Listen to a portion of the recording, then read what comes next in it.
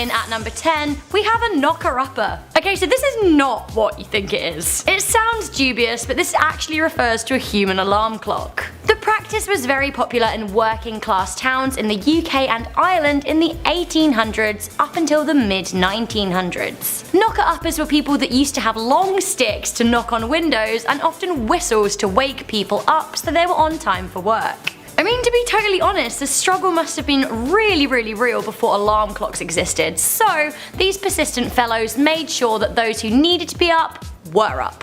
Unfortunately for them, the practice started to die out in the 1940s and 50s as alarm clocks became common practice in the home. Now, physical alarm clocks are pretty much over too, with the invention of phones that have that capability. In at number 9, we have a pin setter. Pin setters were the poor souls that had to brave big, heavy balls coming to crush them as they reset the 10 pins at a bowling alley. This job was usually a low-paid position taken up by teenage boys, although there was one huge benefit. Often the lads that worked this job were allowed to bowl for free. Pretty sweet if you're a kid that just wants to bowl.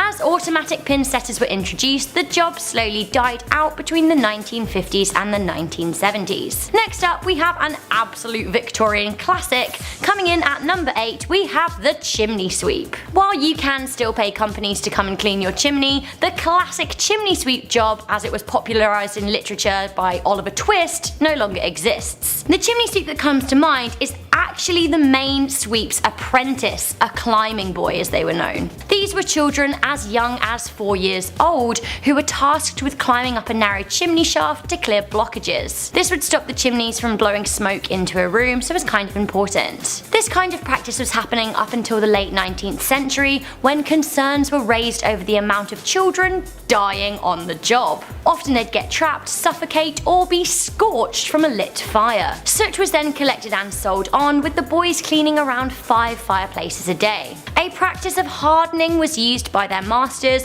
who would purposefully burn their knees and elbows, then rub them with a strong brine using a brush. This basically stopped them getting more easily hurt on the job, slowing down work. In at number 7, we have a lamplighter. Back when streets were lit by candlelight and gas lamps, lamplighters were employed to light and extinguish them. Lamplighters would usually light the streetlights with a wick on a long stick at dusk and then extinguish the flames at dawn. They would also carry out maintenance on the lights, making sure candles or the gas was replaced. These days, almost all street lighting is generated by electricity, so we no longer have a need for this profession. In at number 6, it would have been a great job for me at the time, we have a town crier. Hear ye, hear ye. That's what they say. Town criers used to be people who would ring a bell in a town or city centre and declare the news to all that would listen. These were the main sources of communication and information for townsfolk and the government. At this time, most people couldn't read, so they needed to hear the news. For example, if the King of England had a child, a town crier would ring his bell and announce it in the street to rapturous applause. The same would go for information regarding taxes or town notices, such as reminders not to urinate in the river the day before water was collected to make beer. Good times. Those were the days. These days they do still exist for traditional festivals and occasions, but they aren't a proper salaried job. They'll almost always be held by volunteers. In at number 5, we have a plague doctor.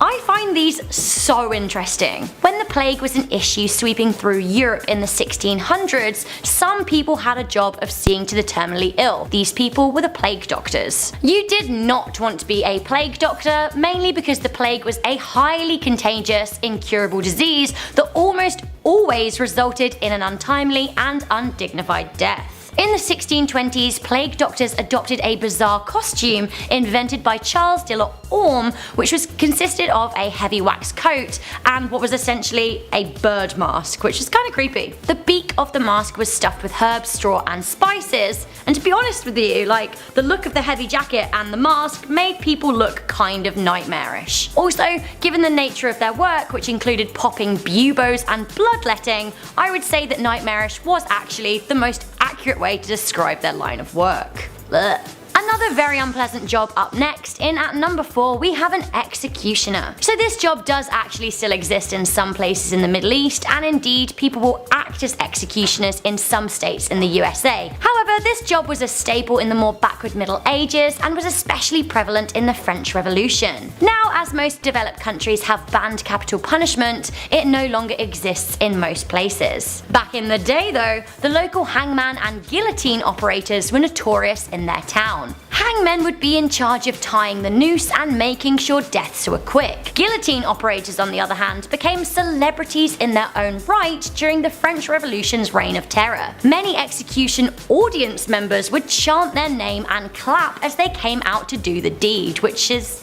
kinda weird. It may well sound like the high life, but being an executioner has always been a somewhat messy and morbid job that can weigh very heavy on the conscience. Coming in at number 3, joy of all joys, we have a leech collector. I don't enjoy a leech. Back in the day, especially in the 19th century, doctors loved a good leech for the practice of bloodletting. It was believed back then that the human body contained 4 humours: blood, black bile, yellow bile, and phlegm. For a person to be healthy, these humours must be in balance. Sometimes humours had to be drained to achieve this balance, which meant that there was often a lot of bloodletting. Ugh. Leech collectors were usually women who collected the slimy creatures from boggy areas, often using their own legs to attract them, picking them off when they'd sucked up enough blood.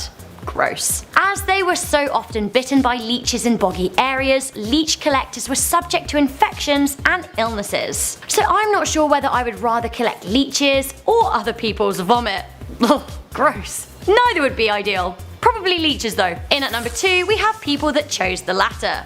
We have, of course, the classic vomit collector. So I suppose that vomit collectors still kind of exist in a way at theme parks, although really these are just park cleaners. Back in the Roman times, wealthy people would employ vomit collectors at banquets. Back in those days, feasts would last several hours and guests would vomit specifically so they could eat more. I mean, I love my food, but I think that's taking it a little bit far. They often did this in a special vomit collecting receptacle or simply chummed it on the floor. Those who deployed the receptacle, emptied them and cleaned up the sick were the vomit collectors, and that must have smelled, well, you can imagine. Okay, so moving on from the disgusting to the actually kind of fun to finish this list, I really wish this job still existed because I think I would love it. Coming in at number 1, we have a bard. A bard was a musician, poet and storyteller who would be employed by a monarch or noble to literally sing their praises, which is probably actually where that phrase comes from. The bard would often follow its employer around telling musical stories of their accomplishments.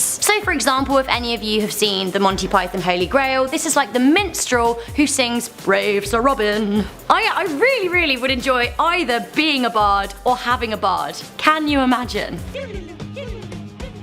Brave Rebecca was a YouTube host, she was great, oh she was, and then she made videos and went home and drank tea and that was really cringe, I'm so sorry, but I would like being a bard. In at number 10, we have the head shape reader. What? Officially called a phrenologist, a head shape reader would measure your skull and its contours and then determine a person's intelligence based on the geometric observations. This is where terms like well-rounded, highbrow and lowbrow come from. While this practice had a steady following in Europe, it was most popular in 19th century America. Some people found the readings reassuring and empowering, others began to see it as a little bit racist. In the end, the process was stopped when it was discovered that head shape literally has no correlation to intelligence or any other personality trait. Coming in at number 9, we have log drivers. Back in the day before large lorries and trucks existed to transport timber, logs were floated down rivers to power water sawmills. These sawmills then cut logs into lumber. I imagine that fish are among the many species that are happy this practice no longer exists. Among many issues, log jams were pretty regular. This next job does still exist in some countries, but it is dying very quickly. Coming into number 8, we have coal miners. The UK famously closed the majority of its coal mines in the 1980s, with the last deep coal mine in the UK closed in December 2015. These days, energy is harboured in cleaner ways, and in 2017, Britain went a full day without using any coal power to generate electricity. This was the first time that had happened since the Industrial Revolution. In the US, mining still exists, but the entire coal mining industry employs less people than American food chain Arby's. Coal mining jobs are disappearing each day. In 50 years, there'll probably be no human miners left. A job that is now long gone. Coming in at number 7, we have pre-radar listeners. Now I can't help but have a little laugh when I see a picture of a pre-radar listener. They look like they're involved in a strange art installation and I kinda like it. But no, these guys are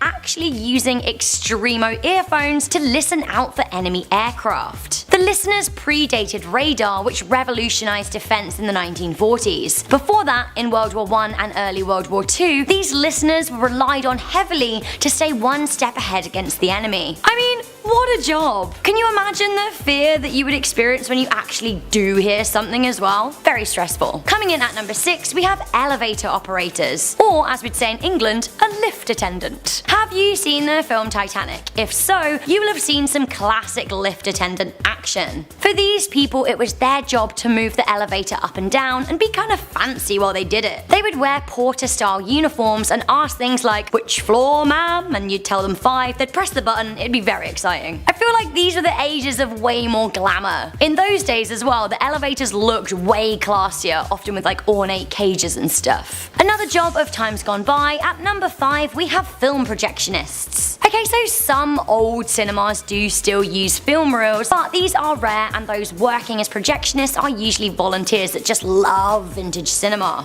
These days, cinema has largely gone digital, meaning that there's no real need for manual or often even human labor. I will always think that there is something a bit more romantic about reel-to-reel cinema, but maybe I'm just old-fashioned that way. Coming in at number 4, we have switchboard operators. I can't imagine a time where, when calling someone, I didn't get straight to the person I wanted to speak to. However, in my grandparents' time, this was very much the reality. Calling someone was a process. Switchboard operators connected long-distance calls, or on a smaller scale, within big households or businesses. Back in the day, phone calls were not digitally managed, which meant that switchboard operators had to connect calls using a number of different wires, which sounds very tangly for me. I don't do well with tangly things. A ye olde job for the ladies at number 3, we have the wet nurse. Before the 20th century, it was very common, especially for upper class households, to employ women to breastfeed their children. Wet nurses were women who were not the baby's mother, who were paid money to feed often several babies at a time. This actually really freed the mother up, who no longer had the obligation of having to breastfeed her baby herself. This practice has been all but eradicated since the invention of baby formula. Coming into number 2, we have powder monkeys. Now,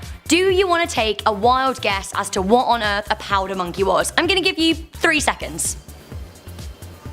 Okay, so for those of you who guessed young boys in the Navy who had to carry gunpowder to the guns on board, then you get a gold star. For the rest of you, better luck next time. These young boys were sometimes illegitimate children, kidnapped and sent off to war without pay. Aside from the condescending nickname, these kids were in grave danger. They had to load explosive powder into huge guns while the ship was being fired at, which for me is not ideal. The least ideal job possibly of all time is coming into number 1. We have the groom of the stool. Ooh, yep, let's spare a few thoughts for all of the people in history who had this rather stinky job. Lovely. Lovely. The groom of the stool was a role apparently created by King Henry VIII, and the poor soul that had to fulfill it was in charge of monitoring his bowel movements. And also wiping his butt, which, ugh, giant king poo.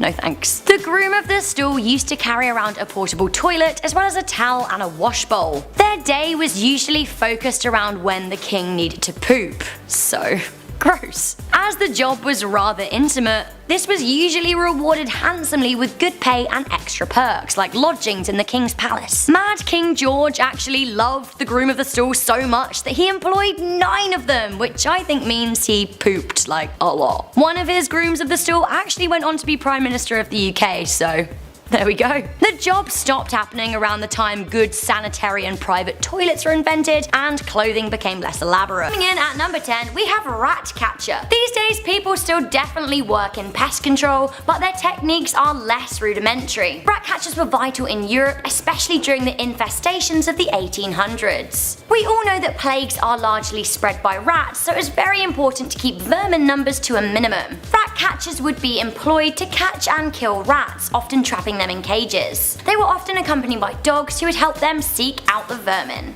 Coming in at number 9, we have ice cutters. Ah, the life before freezers. Can you even imagine? These days, if I wanted some ice, I'd just go fill up my ice tray, pop it in the freezer and wait an hour or so. But it wasn't so easy back in the day. Before public refrigeration, people, usually strong men, used to cut up giant blocks of ice from lakes. Specifically, these were to be used as cooling blocks through the summer months. Being an ice cutter was a very dangerous job. Cutters would risk hypothermia, which they would almost inevitably get if they fell into the cut ice holes. Coming in at number 8, we have milkmen. Or women, because why not? Okay, so some small places in some countries do still have them, but by and large, the job of being a milkman no longer exists. Milkmen were prolific up until around the 1960s. Now this was when their jobs began to wane on account of the modern refrigeration systems. They also began to lose out to the abundant availability of milk in local convenience stores. Milkmen would drive around delivering fresh milk on quaint little carts and deliver them to people's door. I remember there being a milkman in the little village that I grew up in, but I really don't think they have him anymore. Most villages have let their milk people go, and to be honest, in the cities it's like a long past thing. Coming in at number 7, we have a miner's canary. Okay, sure, this isn't a human job, but nobody said it had to be. The hours were rubbish, the pay was non-existent, and the danger levels were high. Canaries were used as an early warning system for miners. Basically, the birds would constantly chirp, but if toxic gases such as methane and carbon monoxide were released, they would be the first to drop. It's pretty sad, isn't it? It's like a test canary. Basically, the miners knew that if the birds stopped chirping, they needed to get out of there immediately. Miners' canaries were used up until the late 80s. Coming in at number 6, we have a lector. Ooh, I like the sound of this job. Lectors were people hired to entertain factory workers during the earlier parts of the Industrial Revolution. Before the days of your favourite podcasts or even the radio, factory workers got pretty bored. To tackle this, workers either clubbed together to hire lectors to read to them, or if they were lucky, their bosses might pay for them. The lectors would read news articles or even popular books. Sometimes though, lectors were concerning to factory owners because they used to read out union material. Coming in at number 5, we have a coal stoker. I mean, who can be bothered to sit there stoking coal for hours on end? What a grueling job. Coal stokers were vital on steam engines and ships in the days before electronic engines. Stoking coal was indeed a grueling and arduous task. Workers would essentially just keep on shoveling coal onto a very, very hot fire. Coming in at number 4, we have a humour drainer. I mean, I know a few modern day humour drainers, but they're just dull people who don't get paid for being dull. Humour drainers actually used to do something entirely different than people who just suck fun out of situations. That's right, back in the days before modern medicine, roughly between the Egyptian and Greek eras, people had humours drained. What are you talking about? Well, doctors believed in 4 balancing elements called humours. These made up the human body, or so they thought. These humours were black bile, yellow bile, phlegm and blood, and when the humours were unbalanced, a person would be ill, according to ye olde doctors anyway. If someone had too much of one humour, they were treated.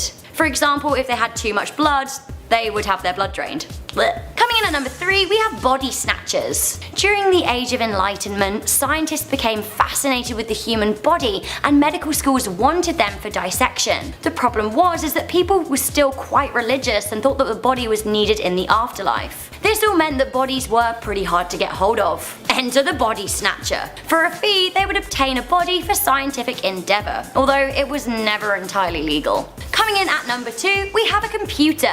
A computer? A job? What are you on, Rebecca? No, seriously, a computer was the name given to people, usually women, who dealt with number data and calculation. The job was very popular between World War I and World War II and required applicants with excellent mental arithmetic skills. Okay, I mean, this one is pretty controversial and I'm pleased it doesn't exist today because, well, creepy. Coming in at number 1, we have a female masturbator. Back in the Victorian times, those doctor folk, who by the way were all men, were pretty concerned about something that they called female hysteria. Now this was almost entirely a made up thing that was actually often a misdiagnosis of epilepsy, anxiety and stress. Women displaying signs of hysteria were often massaged to bring them to orgasm in the hope of alleviating the symptoms. This is widely acknowledged as the history behind the invention of the vibrator, by the way.